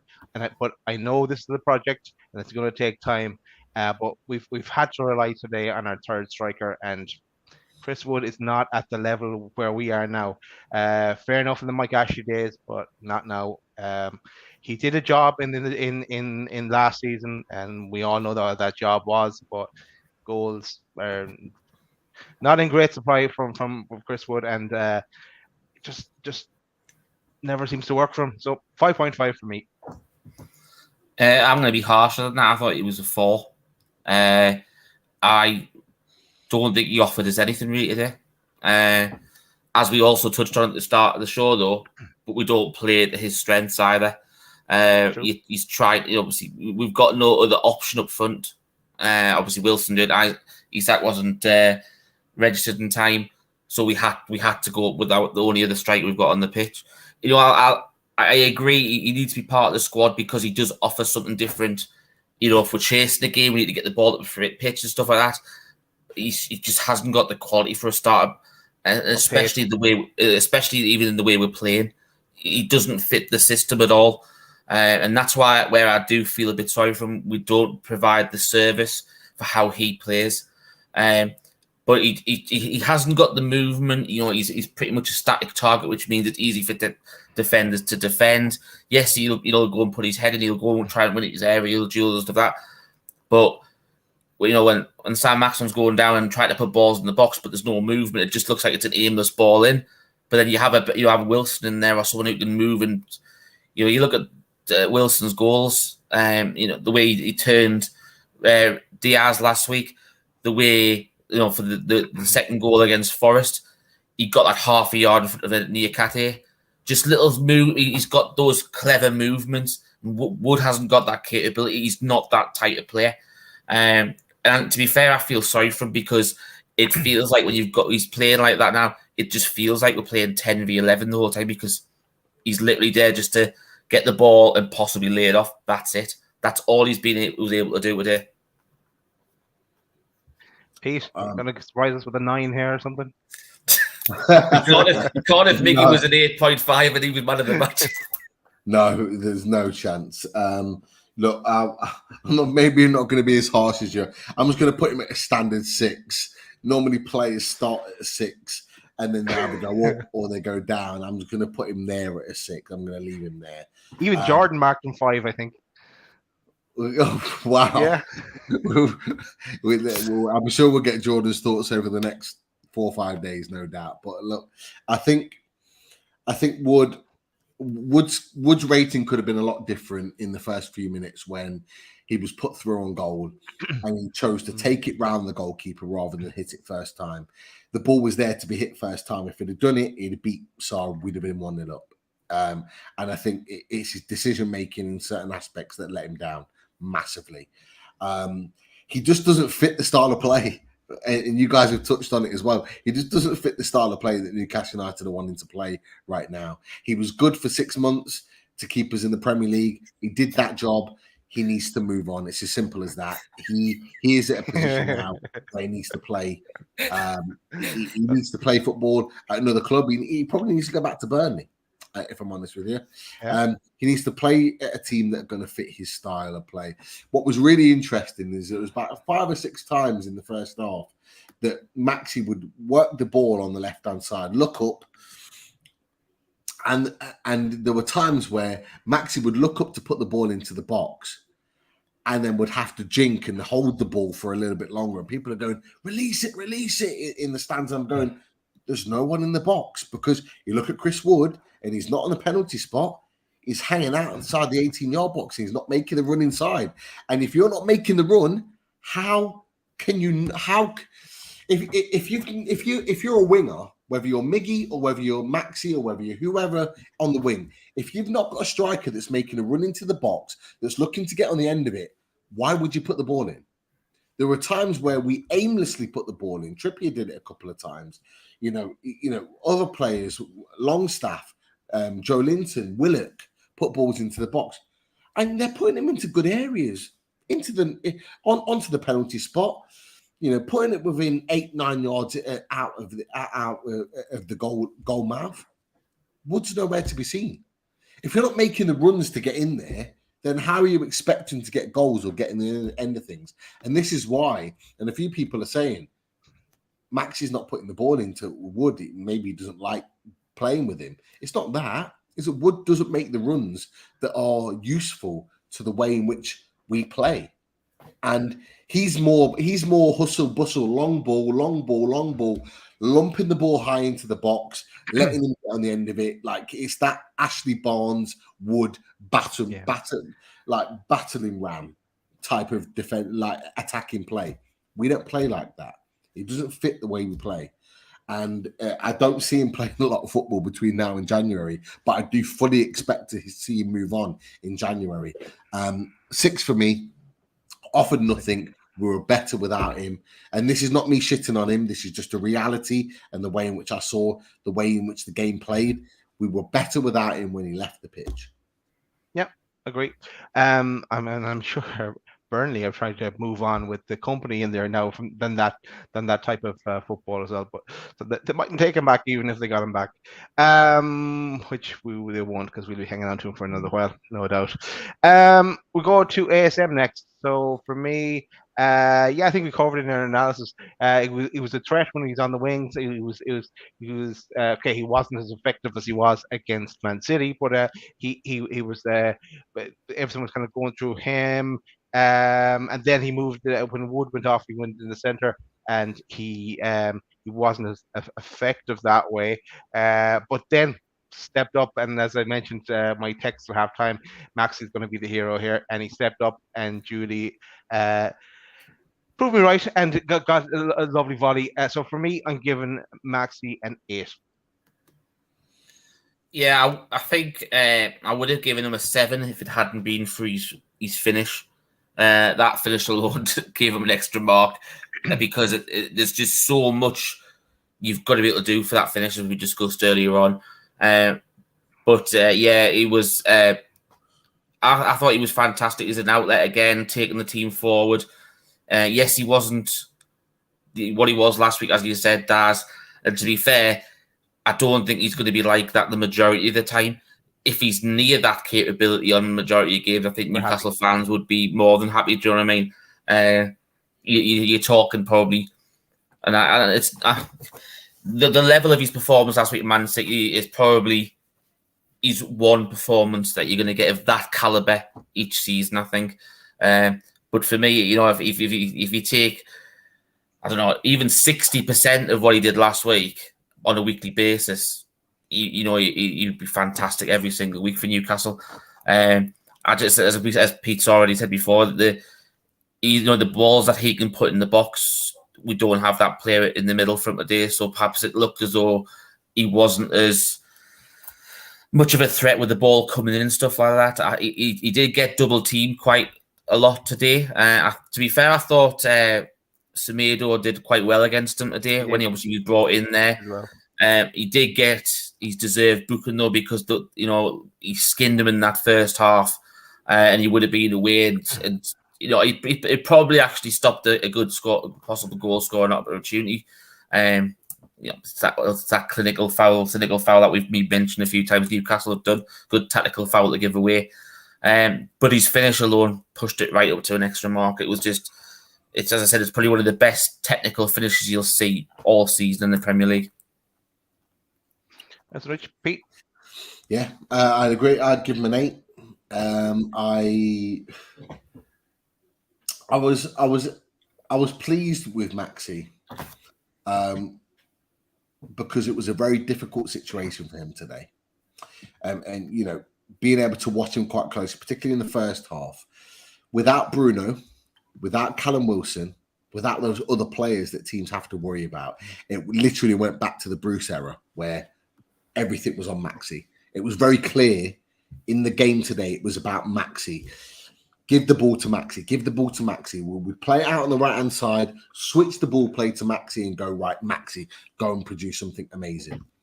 We can't always depend on him to do that. And what happened today, and to be fair, he handled it quite well, is that what happened today is that at times, time and time again, he was double-teamed, triple-teamed in order to stop him playing, because I think Wolves realised without Bruno Guimaraes, without Callum Wilson, if he stopped Maxi, he stopped Newcastle playing. And there were times where he still created little bits of moments of real quality, even when double or triple teamed. So I thought he handled that situation really, really well. Was he as productive as he was at Man City? No, because of the fact that he was doubled and triple teamed. You were going to expect that. You're going to come to expect that. And this is why we've banged on about it, Loaded Mag NUFC, so much, time and time again, about we need to bring quality players into the team that takes the pressure off Alan Saint-Maximin in having to produce those moments time and time and time again. He had those one-on-one periods or those 2-on-1s, 3-on-1s, 5, 6, 7 times in that first half, but you can't expect him to constantly come out of that as a winner when you've got 2, 3 players on him. Can't expect it all the time, but he produced at times he produced really, really good moments. He was cutting inside, he was creating moments for himself, but it was getting blocked or it was getting deflected, or in the first half, he was creating those moments. But then, as Richie said, when you produce that moment of quality, you're not going to see a better goal, in my opinion, in the first month of the season. No. You're just not. The technique, everything about it, Eddie Howe said the same. Eddie Howe was praying that he brought the ball down and took a touch. But he equally said, he knew St. Maximin would take the shot because he knows what he's like. And equally, St. Maximin said he practices those type of shots in training, after training, all the time. So you know he's got the technical ability to do that. And when it went in, wow, unbelievable. Top player. We need to get around him. We need to get better players around him that takes the pressure off him, that doesn't expect to be double, triple teamed every game. Yeah, 8 for me. Brilliant goal. Outstanding. I have to laugh at the chat. Some of the comments coming up there that you're putting up, Richie, that I've heard of selling ice to the Eskimos, but selling wood to the forest is a new one for me. But forest could they tend to buy everyone. I was just going to say, lads, and I don't think this has been talked about enough, because obviously he scored that wonder goal, and then he had the opportunity with a one-on-one. Shaw played an outstanding, no look ball. He was going out to the left, no look ball to Maxi. Maxi went in on goal against Semedo, which for me, some of the Wolves fans said, Semedo had him in his pocket today. Maxi, other way around for me. I thought that Maxi had the beating of Semedo time and time again, and he just disposed of Semedo really easily. Gets the shot off, should have been more in the corner, gets saved. What was more worrying for me is that after that moment, he was holding his left hamstring constantly. Yeah. I don't think it's been talked about a lot. I don't expect him to play against Liverpool off the back of that, because he takes the shot, he holds his hamstring, and he holds it constantly until he gets subbed. And I know he has a moment, I think, after that on the left-hand side, where I think he collects the ball and puts the ball in. But I was really genuinely worried, because he goes, I think he goes down, he gets up, he holds his hamstring, and he constantly holds it until he gets subbed. So, I know Trippier did the same in the game, but Trippier constantly played on. The last thing we need is St. Maximin getting injured after Bruno's injured, after Callum Wilson's injured. Liverpool aside, forget Liverpool. We've got the likes of Palace, we've got the likes of Fulham, we've got the likes of Brentford coming up in the weeks to come. They're winnable games. We cannot afford to lose our best players for those games that are winnable games that take to 15, 16 points in the league. Like, here's a talking point then for you, Pete, because obviously you've just touched on it briefly there about, if depending on how serious it is, obviously those games messed up. Do you think it makes us dip into the transfer market again? I'll be honest with you, Richie. And look, I've said this to you boys as well for a while now. I fully expect us to sign another couple of players before Thursday. I do. I've always been, even before Isaac came in, I always thought we'd get 3 more players before the window. Yeah, I was the same. I'm thinking on top of those though, because you look at the long-term injury that Kraft's got. You look at the long-term injury that Kraft's got now. So technically behind Trippier, we've only got Manquillo. Obviously we don't know how bad Trippier is, because obviously he continued. As you said, ASM was holding his hamstring after that run.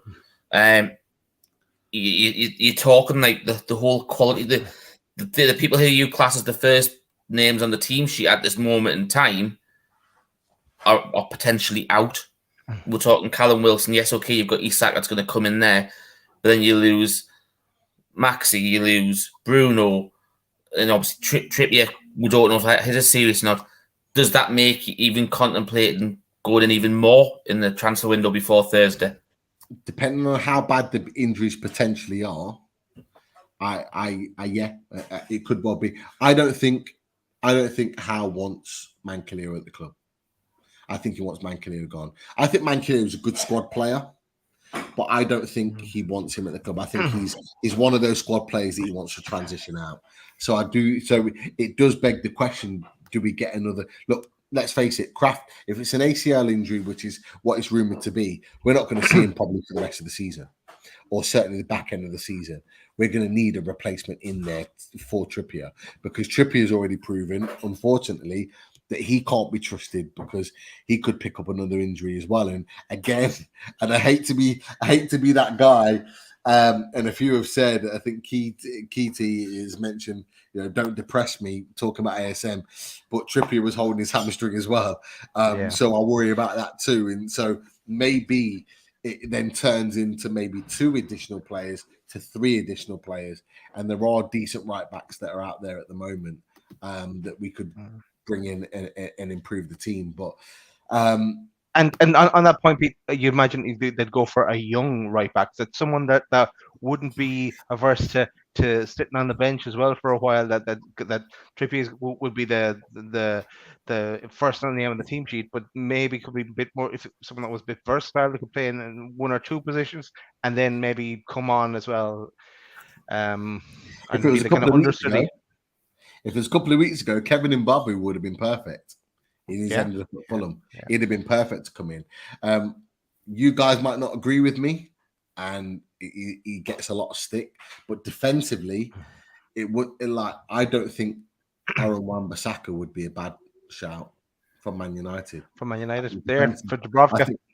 Well, we'll just do a straight swap to Dubravka for Wan-Bissaka. There we go. Yeah. I genuinely think that Wan-Bissaka could do a job. Like he's not a starter for me, but if you're going to bring him in, and he can play. To be fair, he can play left, he can play right, predominantly right, but he's a good defensive defender. And we've got to remember, he's been at a Man United team that have not been coached for the past 2 years. I think Eddie Howe could potentially get the best out of him. But that's just one example. There are a number of others out there that we could get a hold of. But yeah, Richard, you made a good point. It could well be that that we dip in and maybe get 3 more before the window shuts. I think we might buy 1, and I think the rest will be loans. I think if we do that, if we have to, though. Yeah, or it could be a loan from Europe, because we can get more than 1 loan from Europe. We can get 2, 3, 4, 5 from Europe. So it might be that we pluck someone out from there potentially. Nice one. All right, let's look at the table just for a quick second. It doesn't really matter at this stage of the season, but we are in 7th spot after 4 games and 6 points, 1 win and 3 draws. If you look at our Battleground Europe contenders, see how I did there, Pete. We've got Leicester, who are bottom. We'd be sad to see that, Pete. Sugar. I didn't realize they were bottom. Wow. We've got Wolves, who played today, on 2 points, second from bottom. Everton, Chris's team, and in 18th spot. We've got West Ham, who got their first win of the season, in 16th. Villa just above them. Villa, as well. They West Ham beat them, so that's they're neck and neck there. Yeah, so it's all been positive for us so far after 4 games and 7th spot on 6 points. But that was it for the night, lads. Really, just wanted to say as well, we are back during the week with more shows. We have to talk about it after the show. Actually, what we're doing. Is there any updates? But we'll have a busy week, and there's also the Liverpool game that's coming on as well. Oh, what's this?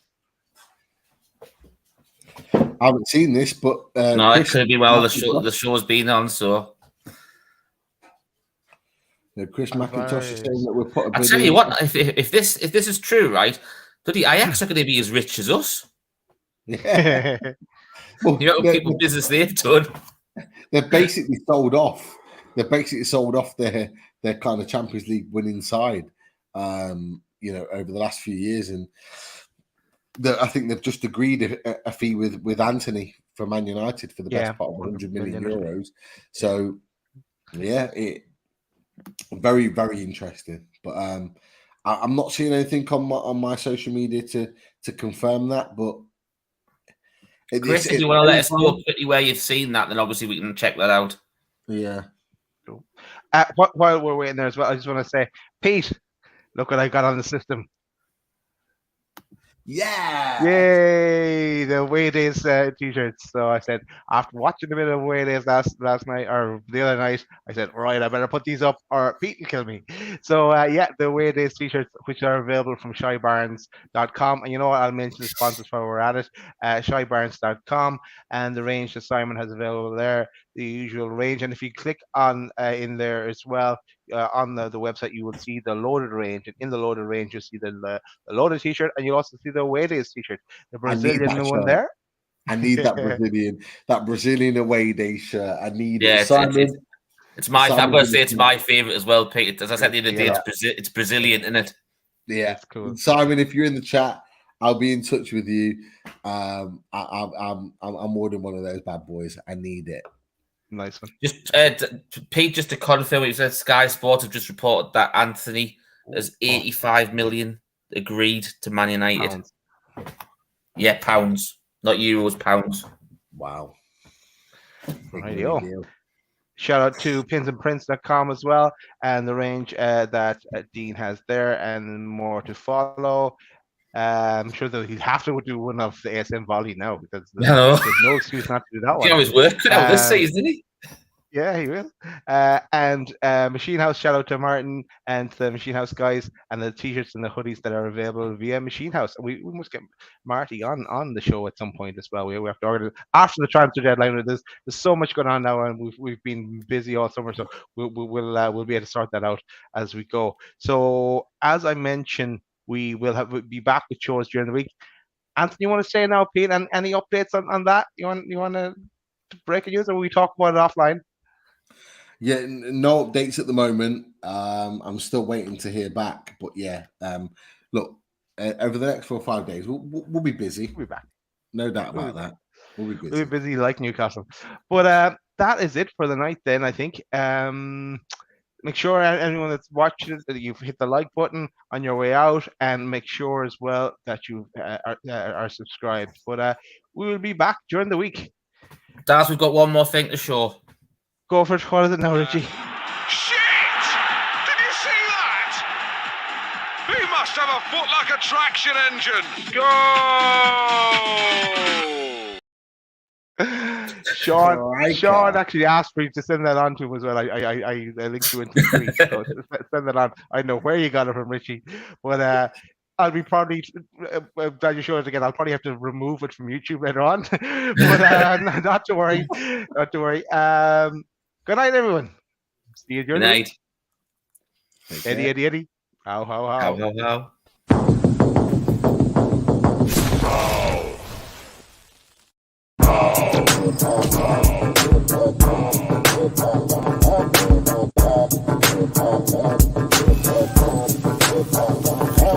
Shit!